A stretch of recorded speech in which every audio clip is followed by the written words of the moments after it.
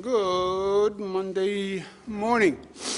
From my right, Gareth Rhodes, Dr. Jim Malatras, Beth Garby, Special Counsel, Dr. Howard Zucker, Commissioner of Health. To my left, Melissa DeRosa, Secretary to the Governor. To her left, Robert Mejica, Budget Director. Today is day 310. Happy New Year. I hope everybody celebrated smart, and we will find out over the next few days. This is where we are today on the numbers. The positivity without the microclusters, 7.7 statewide.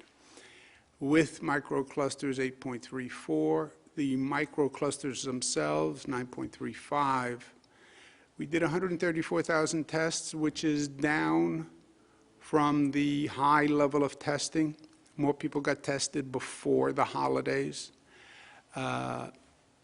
We believe as a prophylactic before people were traveling. Number of statewide deaths is up to 170, and that is a terrible way to start the new year. Statewide hospitalizations is up 288. The discharges are 537. The admissions 925. ICU is plus 13. Intubations is plus 28. If you look around the state, there's no change in the regional, regional allocation. Finger Lakes, still the highest percentile in terms of hospitalizations. This is not a fluke. This has been going on for weeks. I've been speaking to people throughout the Finger Lakes. They have to take it seriously. This is a function of that region's behavior. People in the Finger Lakes should be more cautious than people in other parts of the state, taking more precautions, because it's more likely people you're coming in contact with could be infected. That is just a mathematical fact. Positivity, you have Finger Lakes again and Mohawk Valley, which was also a problem last week. But again, if you are in those areas of the state, take it seriously. And you should be using more precautions than people in other parts of the state. Downstate New York, we have the Bronx has ticked up, Staten Island still 7%, Manhattan only 3.52. You look at those numbers, you see the difference that behavior makes. Manhattan, you tend to have a higher percent of compliance to precautions. And you see the result in the numbers. They have a lower positivity rate. 2021, we're going to be focusing on controlling COVID and defeating COVID. They're two different functions: control the spread, control the virus, and then put a harpoon in the beast and actually defeat COVID. And we're working on both simultaneously. On controlling COVID, we are seeing the spike that we talked about here, that experts have talked about all across the country. We were warning about holidays and gatherings, and we're seeing the spike that came from increased social gatherings. It is a fact. Yes, we had the holidays. Yes, it was a long year. Yes, we want to celebrate. But when you increase social activity, you're going to increase the spread of the virus if people don't take precautions. That's what we're seeing in New York State. That's what you're seeing all across this country. And that's the growing numbers of hospitalizations, of infections, and of deaths, unfortunately. And it is a consequence of our actions. If you look at, really this started at Thanksgiving. Thanksgiving was the first holiday, right? And we saw an increase in Thanksgiving. But if you look since Thanksgiving, which really triggers the holiday season, right? That triggered the 37 days I was talking about of the holiday season. The net daily growth went from 135 to 144. Number of people walking into the hospitals went from 699 to 899. So it is clear that the increase through the holidays increased the infection rate and increased the number of people who are now walking into hospitals. We have the hospital system all across the state being monitored daily, and we're having those hospitals do what they need to do to the greatest extent possible within their capacity to manage the surge, what we call surge and flex. This is a totally new operation for hospitals and for the state, but they're adding capacity, they're closing down units that they don't need to add capacity, and we're watching very closely hospital capacity, because that is the red line, that's the red zone. You are limited ultimately to your hospital capacity. Right now, no region has less than 30% capacity. If you remember, when any region gets to within striking distance of 15% capacity, that's going to be a red zone closed down for that region. Right now, no region is above 30, but they're all hovering in that range. North Country obviously has more availability.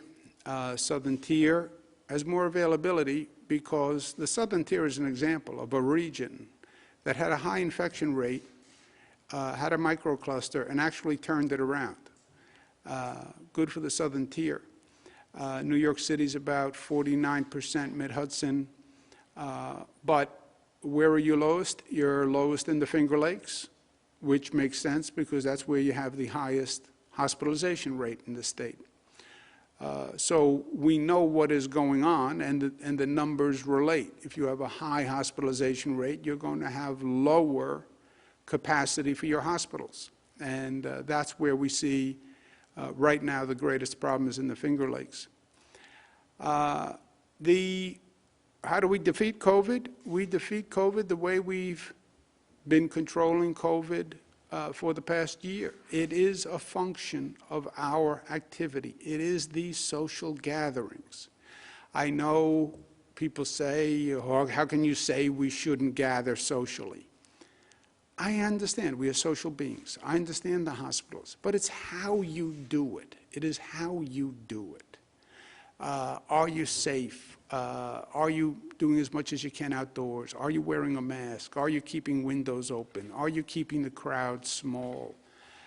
It's being smart. That is all this is. It is a virus. You've all had someone in the house with a virus. You know how the virus spreads. And it's a consequence of being smart and being responsible. Those numbers go up. You overload the hospitals, the region will close down. You know, we know what is going to happen.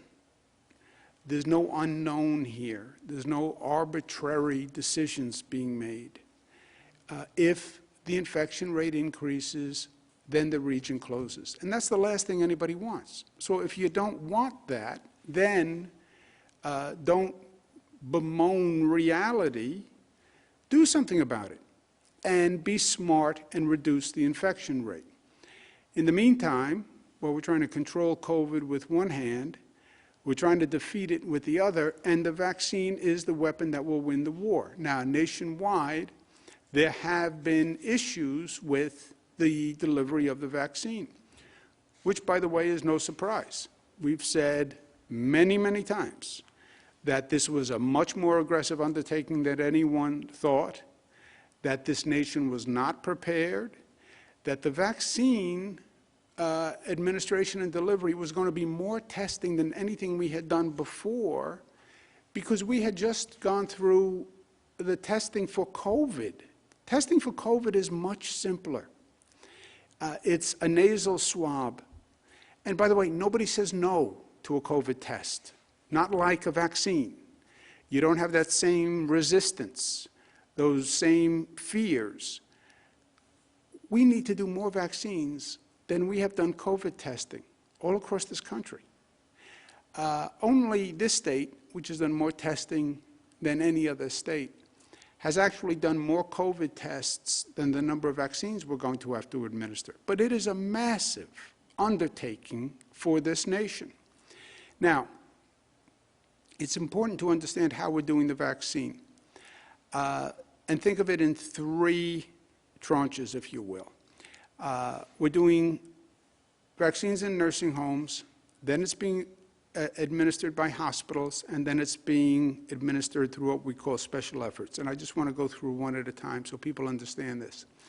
In nursing homes, we participated in a federally run program that would send the vaccines directly to the nursing homes and the pharmacies. And the federal government contracted with pharmacies, national pharmacy chains, to do the vaccinations in the nursing homes. That has not been going as quickly as we would have liked. New York is now going to step in and actually expedite the federal program in nursing homes. We have about 611 nursing home facilities statewide. About 288 of them have completed the first dose for residents. You have residents in nursing homes, and then you have the staff in nursing homes. Both are being vaccinated.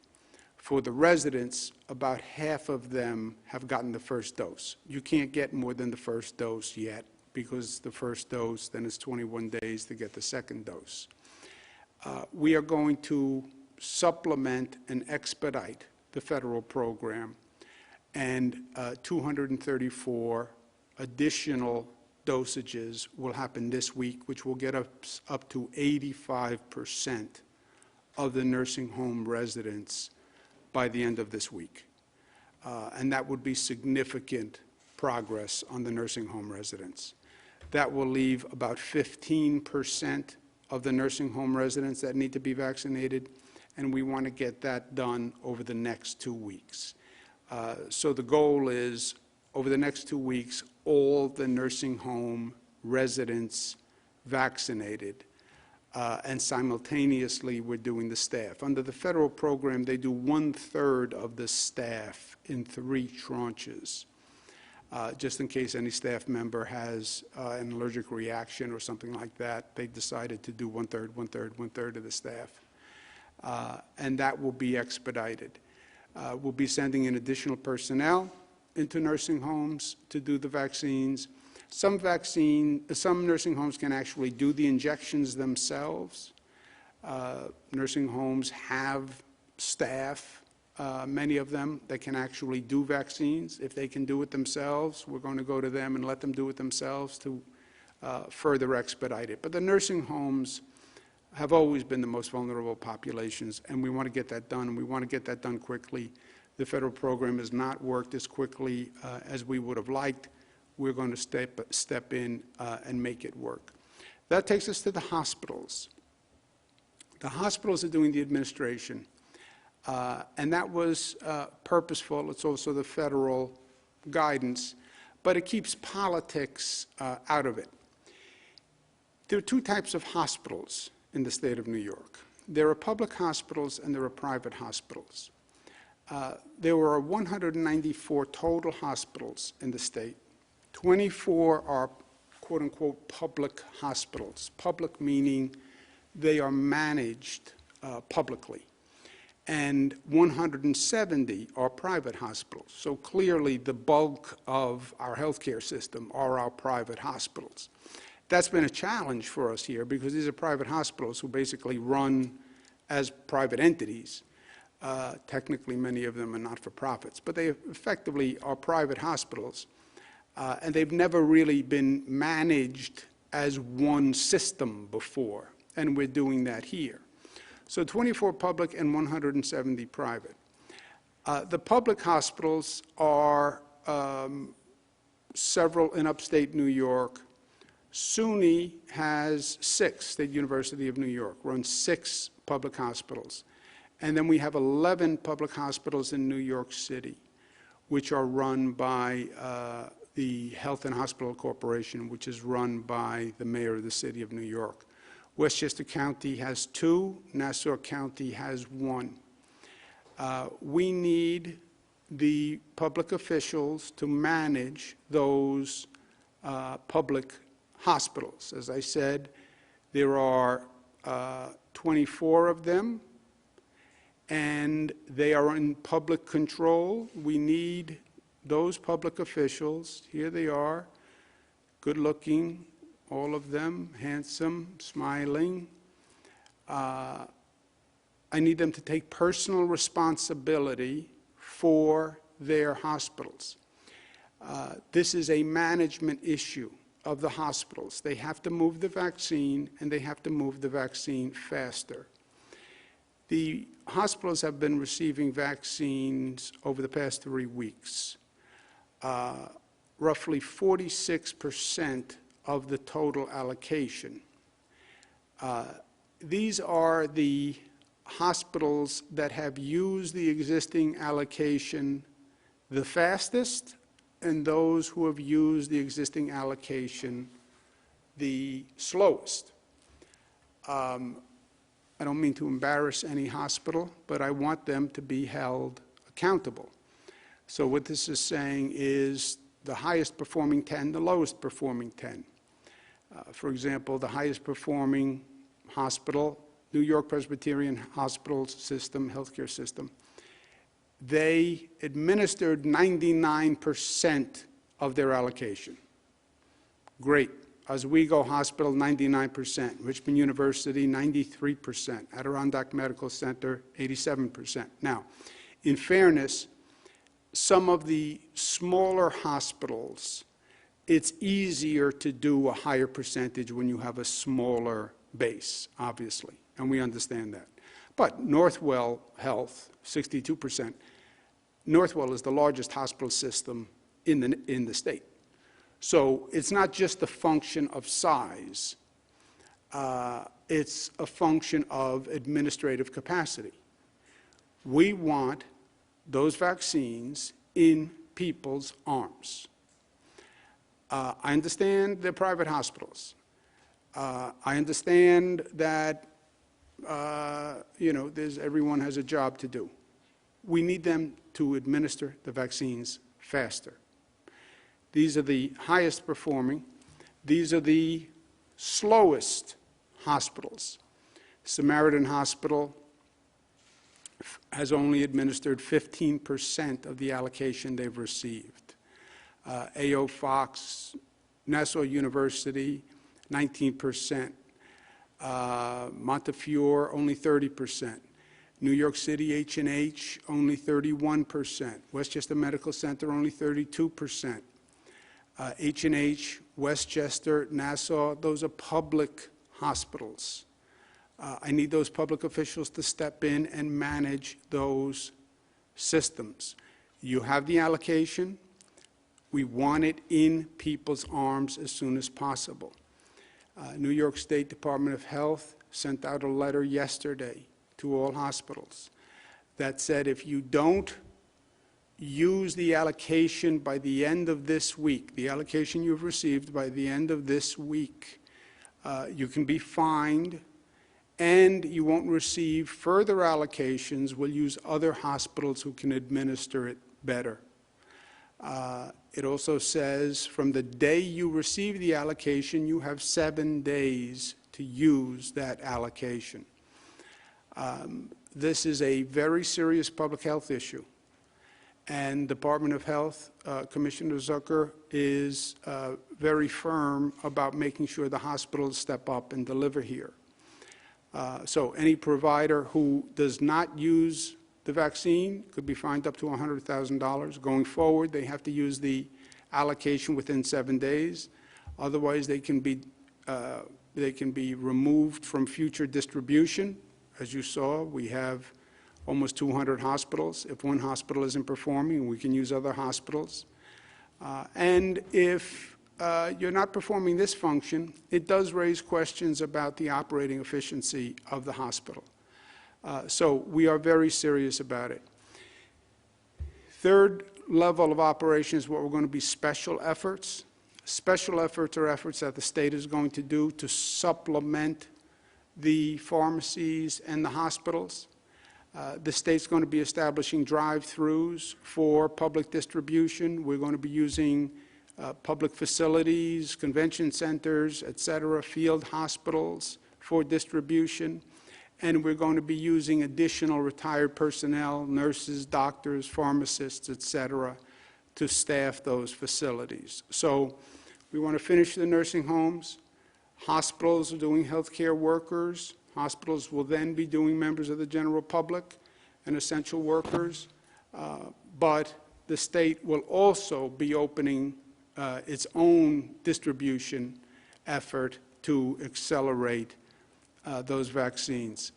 Part of the state's effort will be a special focus on poorer communities where they don't have those pharmacies, they don't have the hospitals, so-called healthcare deserts. And we'll be working with healthcare partners to have basically pop-up vaccination centers where we can transport equipment to a church, to a public housing authority, to a community center, and open up a vaccination center. This has been a priority for New York State. I have said personally that I think this is an issue that has not gotten enough attention or sense of urgency. COVID revealed many ugly things. One of the most ugly to me, blacks died at twice the rate of whites. Hispanic at 1.5 times the rate of whites. Higher infection rate, lower COVID testing rate, more comorbidities. That's not America. So to make the point about equality of distribution, I will receive my vaccine, and I want to receive a vaccine. I believe in the vaccine 100%, but I'm going to receive my vaccine when my age group is eligible and it's available in black and Hispanic and poor communities across the state through state efforts. The next groups that are open today for availability, who are now eligible to receive the vaccine, are all doctors, nurses, healthcare staff who come into contact with the public. We're following federal guidance at this point, which is working down the list of what we call 1A, the first priority in vaccinations. It's primarily healthcare workers, which makes sense. Healthcare workers are the people who are in the greatest danger of contracting the virus because they're dealing with people who come in who have the virus. Also, if a healthcare worker gets infected, they can infect more people than probably any other worker. You know, if you have a nursing home staff or a nurse or a doctor who's infected, they're dealing with dozens, hundreds of people. They would be a super spreader in and of themselves. So we're making 1A, basically all healthcare workers are going to be eligible today, and that is the first priority. Also, these vaccines are a valuable commodity. I don't think we appreciate how valuable yet. You're going to have some people who don't want to receive the vaccine. I understand that. We're going to talk about that as we go through this. But you're going to have a lot of people who want the vaccine desperately. I would take the vaccine today. It could be a life-saving situation. If any entity falsifies who they are, if there is fraud or fraudulent sale or fraudulent vaccination, that is very serious. That provider will lose their license, period. They'll be out. I don't care if you're a doctor, you're a nurse. It's a crime, in my opinion. And I'm going to be proposing a law for the legislature when they come back to make it a crime. You know, this vaccine can be like gold to some people. If there's any fraud in the distribution, you're letting people get ahead of other people or friends or family, or they're selling the vaccine, you'll lose a license, but I do believe it should be criminal, and I'm going to propose a law to that effect. On education, state guidance for counties. There are some counties in the state that are over 9% on our numbers. Again, this is on state numbers. Different counties count differently, but for legal purposes, it's the state numbers that matter. For counties that are over 9%, they're doing school testing. If their schools are below the level of positivity in the community, then they can keep the schools open. It is up to the local school district to make that decision. My position has always been, if the children are safer in the school than they are on the streets of the community, then children should be in school. We're testing in the schools, so we know the positivity rate in the schools. We know the positivity rate in the community.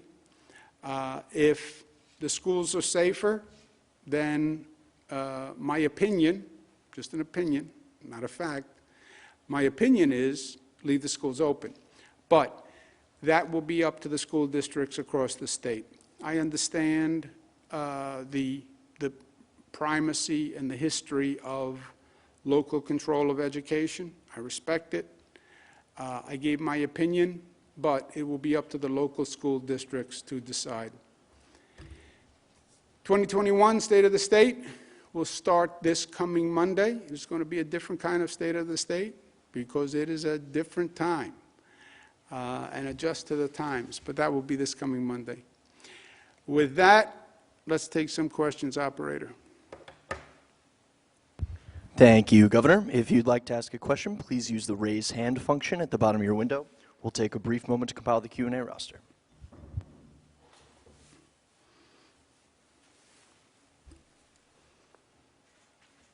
Governor, your first question comes from John Campbell from Gannett. John, your line is now open. Please unmute your microphone. Hi, Governor. Couple things here. One, on vaccines. On the one hand, you're telling hospitals to use their allotment by the end of the week or face a fine. But on the other hand, you're telling them if they mess up the prioritization, they could also face a fine. Are those competing principles there? And is that in any way slowing down the vaccination process? And then my second question is about the Finger Lakes and the Mohawk Valley. You're telling them to take extra precautions, but why aren't you imposing any additional restrictions in those areas if they are being hit harder than the rest of the state? Yeah, John, just stay with me. I didn't hear the second part of the first question.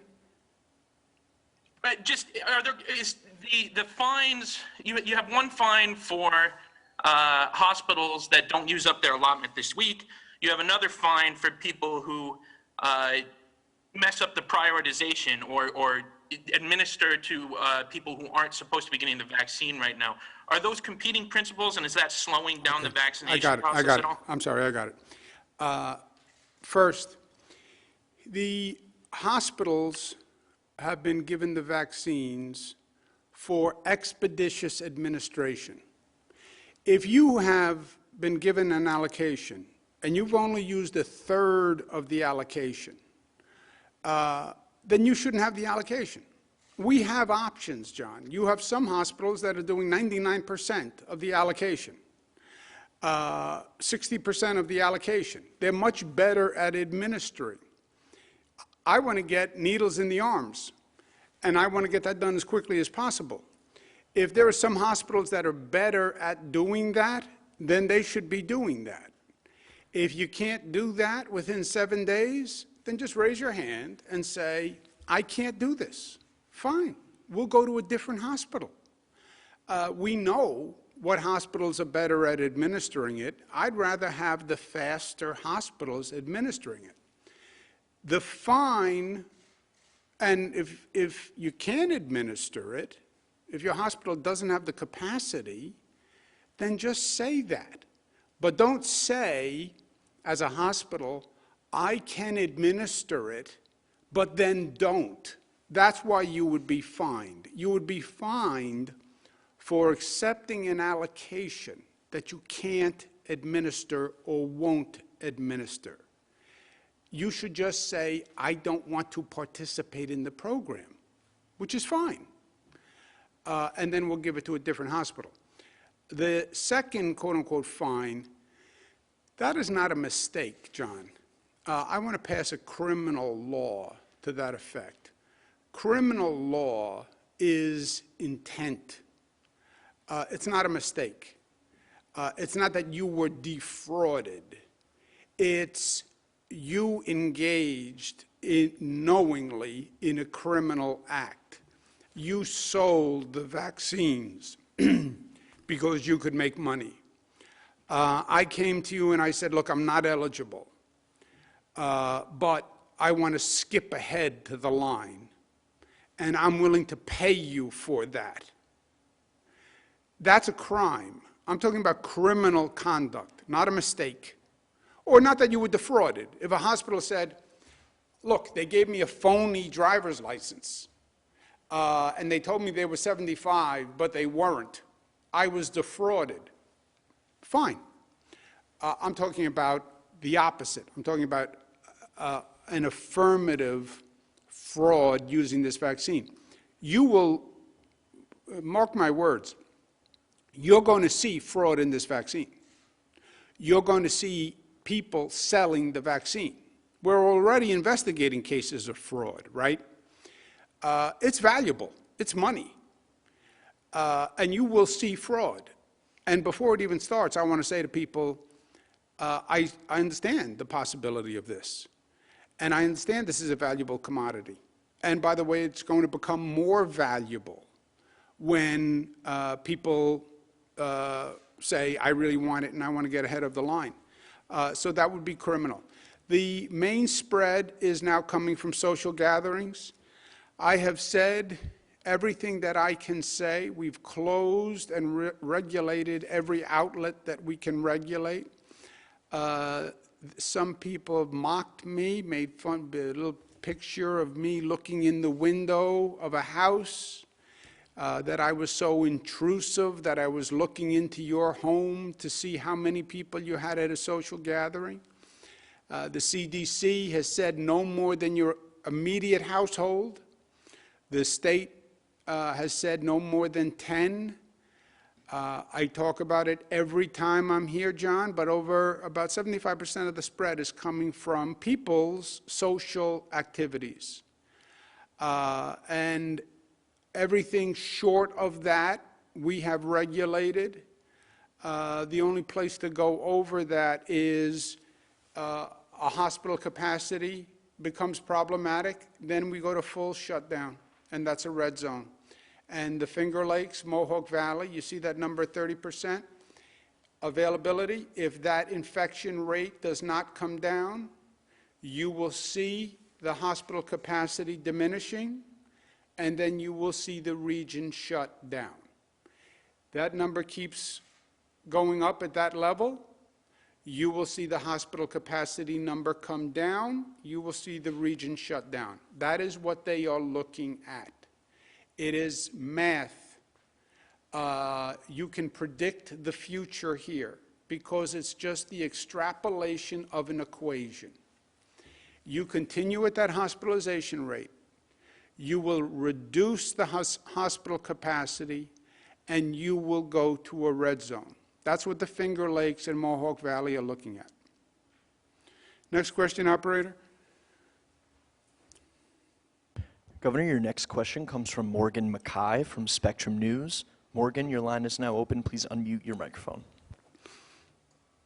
Hiya, Morgan. Governor, how are you? Good morning. I was wondering, what's the refusal rate right now with the vaccine among healthcare workers and nursing home residents and staff? And do you know how many people have refused right now to take the vaccine? We don't know. I'll ask Dr. Zucker and not Dr. Well, he's technically a doctor. He's a lawyer. He's technically a doctor, but I don't call him doctor because then I would be a doctor too. Gareth Rhodes. We know the percent, the successful percent that most hospitals have administered of their allocation. we don't have a definitive breakdown of staff who didn't get it versus staff who wouldn't take it. We have anecdotal. We don't have hard numbers, but I would ask Dr. Zucker and Gareth, we'll call him Dr. Rhodes. Dr. Rhodes, if he knows anything beyond that. Thank you, Governor. And as the Governor mentioned, we have some anecdotal evidence from the hospitals, but primarily with the nursing homes, we were saying we have some more data on that. It's about 10% of the residents and about 15% of the staff. The healthcare workers were pushing very hard, and they are also pushing to get everyone vaccinated. That's the critical thing to do for them. But I don't have a specific number for the whole healthcare system unless Gareth does. I have nothing more to add. That's good. Nothing else, Dr. Rhodes? Next question, operator. Governor, your next question comes from Jeff Kulikowski from Channel 9 in Syracuse. Jeff, your line is now open. Please unmute your microphone. Hi, Governor. How are you? Happy New Year. Happy New Year, Jeff. How you doing? Good, thank you, sir. Could you help me understand better? The release from the press office yesterday said the percent of hospital beds available in the central New York region is 20%. Your slide, obviously, earlier today said that that central New York was at 30.87%. So is there a difference I'm not understanding there? Because the 20% has a lot of us concerned that more restrictions are coming. The number you saw today, and I'll ask Dr. Rhodes to comment on this, the number you saw today is what that hospital could surge to in 7 days. So you have, well, it is a little complicated, but it's a good question. I want to make sure we all understand it. You have, what is your availability today, hospital? What is your surge capacity for staffed beds within 7 days? Meaning you could have 20% today. What can you add within 7 days, and what would your capacity be? What would your capacity be in 14 days? We even ask, what could your capacity be in 21 days? So you can have a 100-bed hospital, and I can have 80 people in those beds, so I have a 20% capacity. But I also have an ambulatory center, and I can close the ambulatory center, and I can make those hospital beds.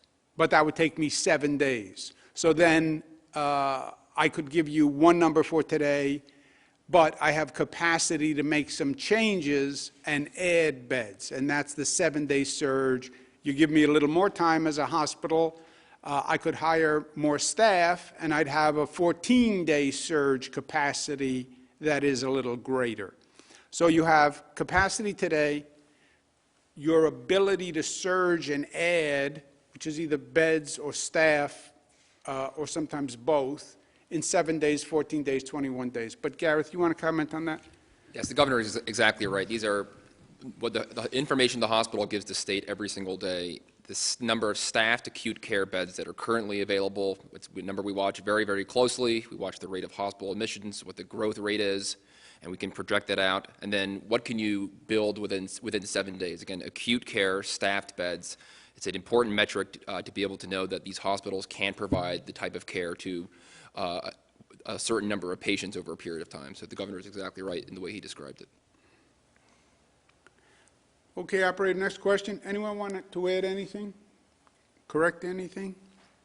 Misstatements, misfacts, miscues, misinterpretation? Operator? Governor, your next question comes from Dan Clark from PBS. Dan, your line is now open. Please unmute your microphone. Hey, Governor, can you hear me? Yes, sir, Dan. Happy New Year. Happy New Year to you as well. So you said something sort of ominous that next Monday will be the start of the State of the State. Can you give us any more details? Are we looking at more than one speech? Will it be done virtually just because obviously you don't want to have a super spreader event? What are we looking at for State of the State? Governor is super spreader. Now that would be a story. Governor super spreader, State of the State. It shouldn't be ominous, first of all, Dan. It should be intriguing. Look, this is a different year, and there will be no crowd, so virtual, whatever you call this. But obviously, you can't bring a crowd together. There's no crowd, so you don't have a convention center. You don't have 1,000 people in the convention center. But actually, you have many more people paying attention to these types of communications than we ever did before for the state of the state. We have hundreds of thousands of viewers on this. But it will be different, and this is also a different kind of state, not just in the mechanism, but this is going to be a different state of the state because it's a more challenging year for the state, and we have more to do. So I'll leave it at that for now, because I want to have a little suspense, not ominous. It's going to be good. I know you love to listen to my speeches and remarks, Dan, so it's going to be very good. Question, please, operator. Your next question comes from Kevin Tampone from the Post-Standard. Kevin, your line is now open. Please unmute your microphone. Hiya, Kevin. Yeah, hi, Governor. Given what you were just saying to John earlier on the zones, how should we think about the microcluster zones going forward? There hasn't really been much change over the last couple of weeks, either in terms of taking zones away or shrinking them or adding new ones. I know here in Syracuse, we're hearing from a lot of restaurant owners and other business owners that are affected by the restrictions that are sort of wondering where things are going, when things might be lifted or whether more restrictions are coming. I guess I'm just curious for an update on how we should think about that at the moment. Well, Kevin, think about it this way. The question one, reduce restrictions. To reduce restrictions, you would have to see a reduced rate. Why would you reduce restrictions when you see the rate increasing? What you're seeing is, despite the restrictions, the rate is increasing. Experts will tell you, and I believe, without the restrictions, it would be increasing faster. If the rate continues to increase, you're going to run into a hospital capacity issue. That is a function of math. When you run into a hospital capacity issue, then we have to close down the economy. And Kevin, well, we don't want to close down the economy. That's terrible. It is terrible. It is. And yes, that is a last resort. But that is a function of our behavior. The Finger Lakes, you see for weeks the numbers going up. You see the positivity rate go up. You see the hospitalization rate go up. You see the hospital capacity go down.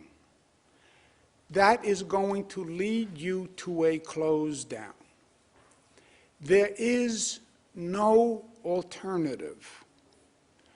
So people are in control of their own destiny. This is not government. This is social behavior. New Yorkers brought the COVID rate down, and if New Yorkers are not careful, the COVID rate will go up. And we restricted everything we could. I'm not going to reduce any restrictions in a region where it's still going up. And if it keeps going up, and social gatherings are 75% of the cause, and they have pictures of me looking in the window and into people's homes, if the rate keeps going up, then you're going to reduce hospital capacity, and it's going to be a red zone. Operator, let's take one more question. Governor, your last question comes from Shannon Young from Politico. Shannon, your line is now open. Please unmute your microphone. Hi, Governor. Happy New Year. Happy New Year, Shannon. So just wanted to get a little bit more details on sort of what the issue is right now with the hospitals in reaching the vaccination levels that you would like to see. Has it been the priority issue? Has it been people refusing to get the vaccines? Or has it been sort of a supply chain cooling issue? And then how many vaccines have been administered in the state as of today? Okay, about 300,000 vaccines have been administered. I've spoken to dozens of hospitals. I may go to medical school after this experience. It's all of the above, Shannon. There is no one cause. But let's just remember what we're doing here. The federal government set guidance on prioritization of who should receive the first vaccines. We agreed with the federal prioritization on the top priority, what they call priority 1, hence top priority. Priority 1 is inarguable. It's all healthcare workers who come in contact with the public.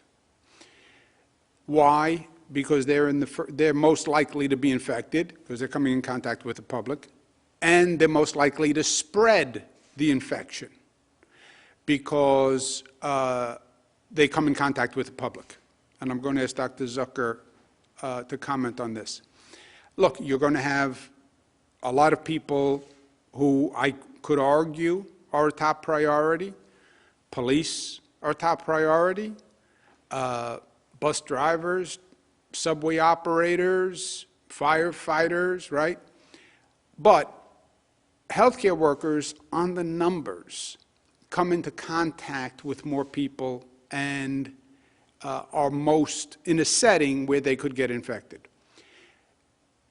The hospitals get the vaccines.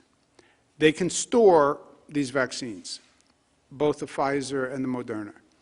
And they are responsible for administering, this is to their staff, to their staff. How are some hospitals at 99% and some hospitals at 15%? I have heard nothing besides the urgency and the management capacity and efficiency. You know, they all have the storage capacity. Some are at 99%. Now, well, some people will refuse to take it. Some healthcare workers will refuse to take it. But that can't be the issue because they're at 99%. They have more, they have healthcare workers who they haven't reached yet. So even if you want to say a small percentage of healthcare workers won't take the vaccine, that's not where they're at. Now, it's only been 3 weeks, and you could argue that, well, I am being very aggressive in trying to get the vaccine out the door quickly. I am. I don't want the vaccine in a freezer. I want it in somebody's arm. So, yes, I'm being aggressive. But if some hospitals can get 99% out, you can't explain the deviation between 99 and 15. And I haven't heard a good explanation that's anything other than within their own bureaucracy and their own administration within their own bureaucracy. Now, they'll say to me, it's only been 3 weeks. And for some hospitals, it depends on your calibration. You could argue that 3 weeks is a short period of time. I think 3 weeks is a long period of time. And also, Shannon, the hospital doesn't have to participate. If they don't want the pressure of doing it, I understand, fine. Then just say, I don't want to participate. And then we'll send it to another hospital in that area that will participate and can do the employees of that hospital plus their own employees. I don't have any problem with that. I do have a problem with the hospital saying they're going to participate, receiving a scarce vaccine, and not administering it. But I have not heard any explanation other than it's only been 3 weeks, and not everybody comes in every day, and people have different shifts. You know, it's all the bureaucracy. It's bureaucracy. But Dr. Zucker, who happens to be a doctor and probably is more sympathetic to the hospitals and the bureaucracy than I am. See, I operate by the doctrine of constructive impatience, Shannon, constructive impatience. There's always reasons to go slow. There's always reasons why it hasn't gotten done, especially in government. Constructive impatience is, I am impatient, but it is constructive. I'm impatient that it has been 3 weeks and the vaccines haven't been administered. I am impatient. Well, that's a negative. No, I think it's constructive impatience. This is a matter of life and death. So yes, I'm impatient, but I think it's constructive. Dr. Zucker? Thank you, Governor. So I think part of this also is a sense of urgency, as the Governor mentioned. The hospitals that are sitting at 99%, there's a sense of urgency within the hospital to move things forward. And having worked in hospitals, when you feel there's a priority, you push and you move it forward. So those at the top end, obviously, there's a sense of urgency there. On the other end of the spectrum, if you look, there's the 15%, there's the 32%, 31%. So, for example, in the H&H system, you have the mayor runs the H&H system, the Health and Hospitals system. So they have 23,000 eligible employees. 12,000 of them have been vaccinated. They've received 38,000 vaccines. So those other 11,000 employees need to get vaccinated. There needs to be a sense of urgency there. And as the governor mentioned, the issue is that those employees, whether it's in the system, the H&H system, or any of the other hospitals, they are the front-facing healthcare workers. They are sitting right opposite a patient who has a medical condition who, if they get COVID, are more likely to get ill, end up in the hospital, or stay in the hospital and, unfortunately, potentially die. So there is the sense of urgency, and I urge everyone to recognize that this is a high priority in the hospital system all across the state. And Shannon, let me just double down on the constructive impatience. We're doing healthcare workers as the first tranche. First, we want those healthcare workers vaccinated for their safety and the safety of the public. If you are a nurse who is doing COVID testing, nasal swabs, if you are infected, you could come in contact with hundreds of people in one day. They have the greatest probability of being a super spreader. So yes, constructive impatience to protect the healthcare worker and to protect the public who the healthcare worker is dealing with. That's why healthcare workers are the first priority.